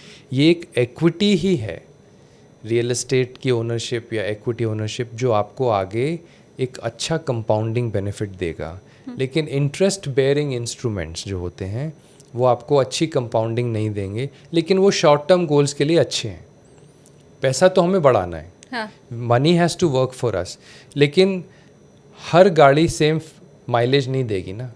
कुछ गाड़ी कम माइलेज देगी क्योंकि हमें पता है हमें पहुंचना जल्दी है, और कुछ गाड़ी अच्छी माइलेज देगी क्योंकि हमें पता है हमारे पास लंबी यात्रा है, 5 घंटे की ड्राइव है, तो हाईवे पे बना लेंगे, स्टेडी स्पीड से चलेंगे, अच्छा रिटर्न निकाल लेंगे। तो आपको गोल एफिशिएंसी, गोल का होराइजन और प्रोडक्ट की एफिशिएंसी समझ के इन्वेस्ट करना है। सेकंड, आप जितना जल्दी इस बात को समझें कि आपका टाइम शुरू की स्टेज में करेंसी है, लेकिन अल्टीमेटली जब उस टाइम वाले करेंसी से जो पैसा एक्यूमुलेट बन के वेल्थ बनती है, वो वेल्थ जब आपको और करेंसी जनरेट करता है इन मॉनेटरी टर्म्स, वो आपको फ्रीडम देता है, वो आपको जॉय देता है, वो आपको ग्रोथ अपॉर्चुनिटी देता है, क्योंकि आप उस पैसे से एक्सपेरिमेंट कर सकते हैं, उस पैसे को आप और आगे इन्वेस्ट कर सकते हैं, बिजनेस आइडिया में लगा सकते हैं। तो मनी मेक्स मनी फिलॉसफी बहुत ज़रूरी है समझना। हम लोग अपने लोकल लैंग्वेज में यूज़ करते हैं, पैसा पैसे को खींचता है। हाँ, राइट, तो पैसा पैसे को खींचता है। कैसे कुछ अगर मैं आपसे एग्जाम्पल के साथ समझना चाहूँ जो थोड़ा इजी भी हो कैलकुलेट करना सबके लिए, कि अलग अलग अगर टाइम सबके पास है तो, और उसे करोड़ों की संपत्ति चाहिए, उससे नीचे किसी को चाहिए नहीं, तो थोड़ा मुझे विद एग्जाम्पल आप बताएं ना। गोल्ड का रेट 2015 में कितना था? 2015 में जितना भी था। अच्छा, और आज 5 का पता है मुझे। हाँ। और आज कितना है? तो वो गोल्ड जिसने बना के रखा, उसने और गोल्ड अट्रैक्ट किया। यूनिट सेम रहे लेकिन वैल्यू तो बढ़ गई। जितना भी एक्स हुआ, राइट, या म्यूचुअल फंड इंडेक्स में कितनी ग्रोथ थी? 12% 13% ऑन एन एवरेज पिछले 10 साल में। तो जिसने 12% की ग्रोथ देखी और 10 साल से इन्वेस्टेड है, उसका इंटरेस्ट ग्राफ इतना शार्प है कंपेयर टू जिसने 13% की ग्रोथ देखी और उसका इन्वेस्टिंग पीरियड सिर्फ 5 साल का है। तो जब आप पावर ऑफ कंपाउंडिंग की कैलकुलेशन करते हैं, तो जितना ज़्यादा रिटर्न होगा और जितना लंबा होराइजन होगा, तब आपको पता चलेगा पैसा कैसे पैसे को मल्टीप्लाई करता है। और आप टैक्स तो दे नहीं रहे, कब तक? जब तक आप प्रॉफिट नहीं बुक कर रहे। तो वो जो टैक्स नहीं दिया, जो आप एफडी में टैक्स देते हो, एफडी में आप एक्रूअल पे टैक्स देते हो हर साल, म्यूचुअल फंड्स में या ऐसे बिजनेस इन्वेस्टिंग में आप तब तक टैक्स नहीं देते जब तक आप प्रॉफिट नहीं बुक करते। तो वो जो टैक्स नहीं दिया, वो पैसा आपकी वेल्थ में बना रहा, उसने extra power of compounding generate किया। तो ये पैसा पैसे को खींचने वाली बात होती है। तो जितनी जल्दी आप business ownership, equity ownership, real estate ownership की बिल्डअप शुरू करें लॉन्ग टर्म होराइजन के लिए, उतना अच्छा। नेक्स्ट, डिसिप्लिन बना के रखें कि हर महीने या हर साल मैं इतना % इन्वेस्ट करूँगा, इतना % ट्रैवल बजट रखूँगा, इतना % कॉस्ट ऑफ लिविंग में लगाऊंगा, और हर साल इन्वेस्ट करूँगा, चाहे मार्केट गिरे चाहे उठे, क्योंकि मुझे पता है ये टेस्टेड स्कीम्स हैं। अपने इमोशंस को कंट्रोल करूँगा, फोमो बेस्ड डिसीजंस नहीं लूँगा, सब खरीद रहे हैं इसलिए मैं नहीं खरीदूँगा, सब बेच रहे हैं इसलिए मैं नहीं बेचूँगा। मैं अपनी समझ के हिसाब से, अपने गोल के हिसाब से कि कितना होराइजन है मेरे पास, मैं तभी बेचूँगा। और अपने एक्सपीरियंस से अपना माइंडसेट अच्छा रखें, पॉजिटिव रखें, और जैसे जैसे अर्निंग्स बढ़ते जाएं वैसे वैसे इन्वेस्टमेंट्स भी बढ़ाइए। ये वाला चार्ट सर मुझे अगर डिस्कस करना है तो ये हम कैसे, मतलब यहाँ पे कैसे ऐड ऑन कर सकते हैं? तो आप यहाँ पे ऐसे ऐड ऑन कर सकते हैं कि हमें आजकल फाइनेंशियल फ्रीडम की बहुत बात होती है, तो आप हमें 2-3 इलस्ट्रेशन बता सकते हैं कि किस एज में कितनी इन्वेस्टिंग करें ताकि वो जल्दी फाइनेंशियली फ्री हो जाए। कुछ हम सर केस के ऊपर अगर बात करें, लेट्स से कोई जेंजी है 25 ईयर जिसकी एज है और जाहिर सी बात है रिटायरमेंट तक के लिए अभी उसके पास है 25 साल 30 साल में मान के चलूँ, तो उस कंडीशन में अगर उसका मंथली एक्सपेंस 1 लाख है और अगले 25 सालों तक वो इन्वेस्ट करता रहे, तो आप मुझे थोड़ा बताइए उसके पास कितना कॉपस इकट्ठा हो जाएगा और कैसे वो इन्वेस्ट करें। श्योर। तो जैसे मैं 25 साल की उम्र के एक प्रोफेशनल की बात कर रहा हूँ और वो 50 साल में फाइनेंशियली फ्री होना चाहते हैं, तो उनके पास 25 साल का इन्वेस्टिंग होराइज़न है। और अगर उनका महीने का खर्चा 1 लाख रुपए, अगर वो मेट्रो में रहते हैं और वहाँ पे कॉस्ट ऑफ लिविंग हाई है, तो ये 1 लाख रुपए जो आज उनका मंथली कॉस्ट है, ये 25 साल के बाद 4,29,000 रुपये हो जाएगा 6% की इन्फ्लेशन से। तो ऑब्वियसली आपको इस कॉस्ट ऑफ लिविंग, इस लाइफस्टाइल को बचा के रखना है और बना के रखना है, राइट। तो आपको 25 साल तक अगर पैसे कमाने हैं और उसके बाद नहीं कमाने हैं और आपकी उम्र 90 साल है, तो 51 से लेके 90 साल 40 साल के लिए कितना कॉर्पस होना चाहिए कि आप पैसे कमाने के लिए मजबूर ना हो। तो वो कैलकुलेशन मैंने की है, वो करीब 14.5 करोड़ आती है। My God. मतलब 25 साल में आपके पास 14.5 करोड़ होना चाहिए, तभी 6% की इन्फ्लेशंस को काउंटर करते हुए आप इस लाइफस्टाइल को मेंटेन कर पाएंगे। लेकिन 14.5 करोड़ कमाएंगे कैसे? हाँ। अगर आप पावर ऑफ कंपाउंडिंग से दोस्ती कर लें, अच्छा, और अगर आप 13% रिटर्न की कोई इन्वेस्टमेंट आइडेंटिफाई कर लें पोर्टफोलियो में, कॉम्बिनेशन ऑफ म्यूचुअल फंड्स, तो आपको सिर्फ 72,000 रुपये इन्वेस्ट करने। लेकिन आप बोलोगे 1 लाख का खर्चा है, 72,000 की इन्वेस्टमेंट करूंगा तो मुझे कम से कम 2 लाख, 2.25 लाख रुपए कमाने। हाँ, और ये 25 साल की एज में कैसे होगा? और ये 25 साल की एज में कैसे होगा? हाँ। और ये पोस्ट टैक्स है, मतलब प्री टैक्स तो 2.5 लाख रुपए कमाने हैं। हाँ। तो 30 लाख का एम्प्लॉयमेंट कैसे मिलेगा 25 साल को? राइट। श्योर। इसका जवाब ये है कि ये एक मैथमेटिकल इलस्ट्रेशन है, लेकिन आप पूरी लाइफ थोड़ी 1 लाख कमाओगे। आप अगले साल 1.25 लाख कमाओगे, फिर 1.5 कमाओगे, फिर 2.25 कमाओगे। तो जैसे जैसे आपकी इनकम बढ़ेगी, और 25 साल का इन्वेस्टिंग पीरियड बहुत बड़ा पीरियड होता है करियर पॉइंट ऑफ व्यू से भी। आप खुद अपने करियर को देखिए और आप अपने 15 साल के या 20 साल के करियर को देखिए, 20 साल पहले कितना कमाते थे और आज कितना एक्स उसी अमाउंट का कमाते हैं। राइट। तो आपकी इन्वेस्टिंग कैपेसिटी भी बढ़ेगी, जो आपको अच्छा नंबर देगी, और हो सकता है वो इतनी अच्छी इनकम क्रिएट हो और इतनी अच्छी सेविंग्स हो कि आप 50 के बजाय 48 में या 45 में ही रिटायर हो जाए। लेकिन लाइफ एक्सेल की तरह नहीं चलती है ना शालिनी, बात ये है। लेकिन ये एक इंडिकेटिव नंबर्स हैं, ये गाइडलाइन है, इसको देख के निराश नहीं होना है। जो बेस्ट आप इन्वेस्ट कर सकते हैं आप बेस्ट इन्वेस्ट कीजिए। पर कंपाउंडिंग से आपको दोस्ती करनी है, बिल्कुल। ये इस फर्स्ट केस में ही मुझे समझ आ गया। आपको जो नई चीज़ समझ में आई है वो मुझे कमेंट करके आप बताते जाओ। अब ये दूसरा जो आपका कैलकुलेशन है सर, अगर हम उसके ऊपर आगे बात करें, ये केस 2 है, 30 की करंट एज है और इनका मंथली एक्सपेंस है 1.25 लाख का। और जाहिर सी बात है इनके पास कुछ कम समय है, लेकिन हम फिर भी ये मान के चलें कि ये अगले 15 से 20 साल तो निवेश करने ही वाले हैं। तो इनकी स्ट्रैटेजी क्या होनी चाहिए? देखिए, पिछले केस में 25 साल की इन्वेस्टिंग पीरियड था, तो उनकी मंथली SIP हमने बनाई 72,600 की। यहाँ पे सिर्फ 20 साल की इन्वेस्टिंग हो रहा है, इन्वेस्टिंग पीरियड मिल रहा है, तो इनकी SIP होगी 1,30,000। मतलब पिछली वाली SIP से 28,000 ज़्यादा। पीरियड कम हो गया, इनको ज़्यादा, और इनका कॉस्ट ऑफ लिविंग भी 25,000 ज़्यादा है पिछले वाले केस से। राइट। तो ये कैलकुलेशन आपको करनी चाहिए और आपको हर साल इसको देखना चाहिए कि हमने कितना सेव किया, मार्केट ने कितना उसमें ऐड किया, और हमारे पास बचा हुआ इन्वेस्टिंग पीरियड कितना है, और उसके लिए हमें मंथली इन्वेस्टमेंट्स कितनी करनी है। तो इंक्रीज सैलरी, कभी कभी बोनसेस आते हैं, लोग बोनसेस को भी इन्वेस्ट कर लेते हैं। कभी कभी लोन्स पे ऑफ हो जाते हैं, EMI ख़त्म हो जाती है, तो वो EMI की एक्स्ट्रा सेविंग्स इन्वेस्ट हो जाती है। तो जो बेस्ट आप कर सकते हैं वो करते रहिए। ये नंबर्स तो खाली इंडिकेटिव हैं, लेकिन खाली ये कॉन्शियसनेस एंड इंटेंशन कि हमें वहाँ पहुँचना है, और वो discipline and capacity to hold during volatile times, that is good enough recipe for grand financial success.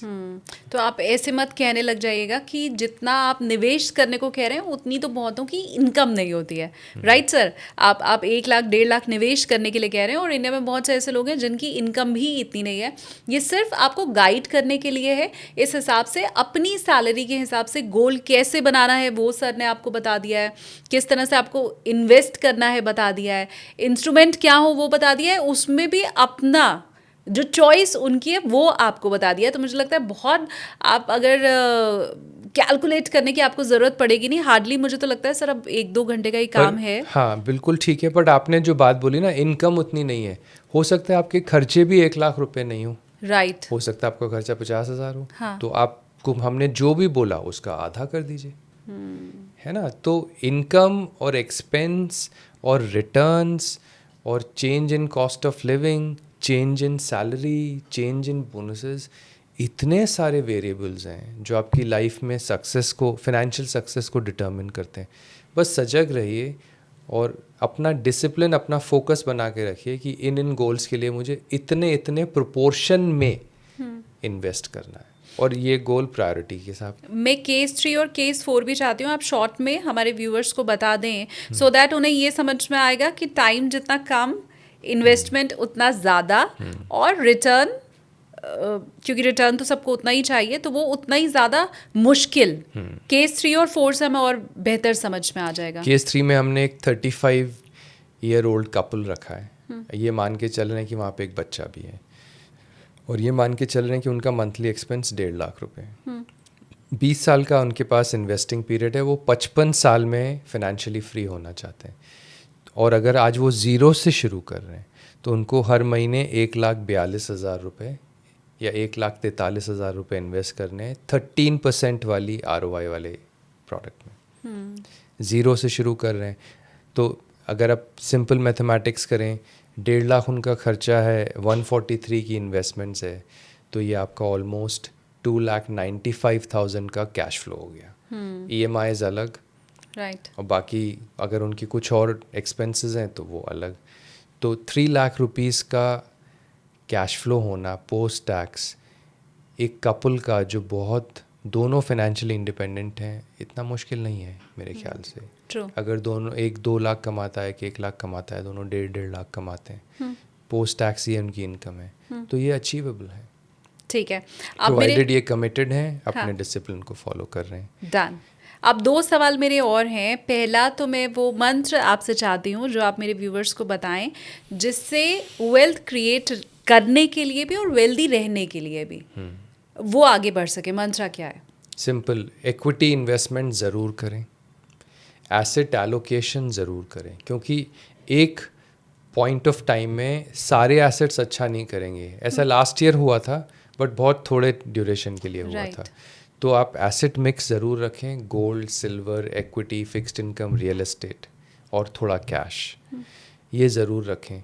Discipline बना के रखें, अपने गोल्स पे नज़र रखें। दूसरे कहाँ इन्वेस्ट कर रहे हैं वो उनका फाइनेंशियल गोल के आधार पे वो डिसीजन है, आपके फाइनेंशियल गोल पे नहीं। हाँ। तो आप अपने गोल पे नज़र रखें, अपने गोल के मुताबिक अपनी इन्वेस्टमेंट्स करते रहें। सब तरीके के इन्वेस्टमेंट्स रखें, real estate, equity, fixed income, gold, silver, cash, और घबराएं ना। अगर वॉलेटिलिटी हो तो आप इन्वेस्टमेंट्स को बढ़ा दें, क्योंकि अब आप एक्सपीरियंस्ड इन्वेस्टर हैं। नॉर्मली 40s में ये एक्सपीरियंस आ जाता है, या मिड 30s तक ये आ जाता है। तो जब चांस मिले इन्वेस्टमेंट्स को बढ़ाएं, एसेट एलोकेशन बना के रखें, फियर एंड ग्रीड को कंट्रोल रखें, और फाइनेंशियल गोल बेस्ड डिसीजन लें, और बहुत जल्दी इस बात को समझें और इसी को ही पालन करें कि पैसा ही पैसे को मल्टीप्लाई करेगा, और कभी ना कभी आपको पैसे के लिए काम करना बंद करना है और पैसे को आपके लिए काम करना शुरू करना है। और अगर आप ये समझना चाहते हैं कि आपका पोर्टफोलियो आप बनाएं कैसे, आप ये समझना चाहते हैं कि आपका बजट एलोकेशन कैसा हो, तो ऑलरेडी हम अमित सर के साथ उसके ऊपर पॉडकास्ट कर चुके हैं। आप थोड़ा स्क्रॉल डाउन करके नीचे जाइए, और अमित सर के साथ वो पॉडकास्ट जो हमने किया है उसमें आपको डिटेल में पता चल जाएगा कि आपको कितना पैसा किस एसेट में लगाना चाहिए। आपको वो जो पूरा बास्केट तैयार करना है, पोर्टफोलियो आपका वो कैसे तैयार करना है, कितने फंड्स होने चाहिए, ये सारा हम डिटेल में बात कर चुके हैं।